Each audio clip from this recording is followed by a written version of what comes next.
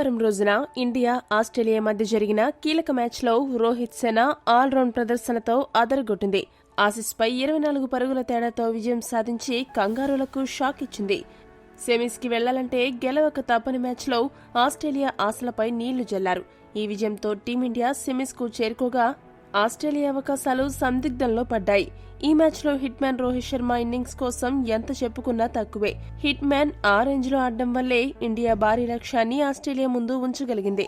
ఇక ఈ మ్యాచ్లో సాధించిన సూపర్ విక్టరీపై మ్యాచ్ అనంతరం రోహిత్ శర్మ మాట్లాడుతూ ఏమన్నాడంటే, ఈ రోజు ఆస్ట్రేలియాపై ఇలాంటి విజయం సెమీస్కి ముందు మా జట్టు మొత్తంలో కొత్త ఉత్సాహాన్ని నింపింది. ఈ మ్యాచ్లో నేను ఆడిన ఇన్నింగ్స్ జట్టుకు గెలుపుకు సహకరించడం చాలా ఆనందంగా ఉంది. ఇక సెంచరీ చేజారడంపై మాట్లాడుతూ, జట్టు ప్రయోజనాలు తప్ప మరేదీ నా మైండ్లో లేదు. నేను కండిషన్స్ బట్టి బ్యాటింగ్ చేశాను. ఇక ఈ రోజు మా ఆటగాళ్లు పట్టిన క్యాచ్లు కూడా జట్టు గెలుపులో ముఖ్య భూమిక వహించాయి.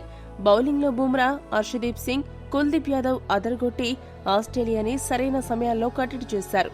మొత్తంగా జట్టుగా మేము మెరుగైన ప్రదర్శన కనబరిచాము. కానీ అక్కడక్కడ కొన్ని లోపాలున్నాయి. వాటిని మా డ్రెస్సింగ్ రూమ్ లో చర్చించి అందుకు తగ్గ ప్రణాళికలు రచిస్తాం. ఇక ఇక్కడ గెలిచిన జోష్తో సెమీస్ లో ఇంగ్లాండ్ ని ఎదుర్కొంటాము. ప్రత్యర్థి ఎవరు అనేది మా మైండ్ లో లేదు. గెలవాలనేది ఒక్కటే మా లక్ష్యం అంటూ రోహిత్ శర్మ ముగించాడు. ఈ వీడియో కనుక మీకు నచ్చినట్టయితే లైక్, షేర్, కామెంట్ చేయండి. మరిన్ని స్పోర్ట్స్ అప్డేట్స్ కోసం మా ఛానల్ ని సబ్స్క్రైబ్ చేసుకోండి.